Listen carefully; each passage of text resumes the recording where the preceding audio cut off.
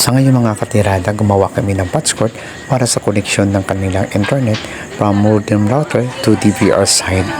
Para mai-online ang CCTV nila, kailangan namin ma-detect ang IP address ng Wi-Fi nila.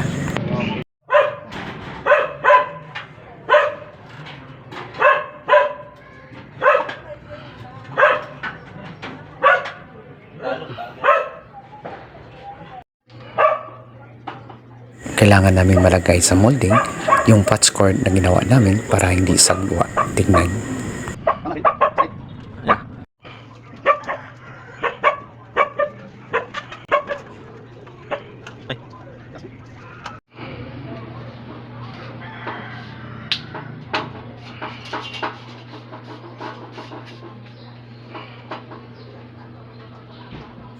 Mga katirada, thank you for watching.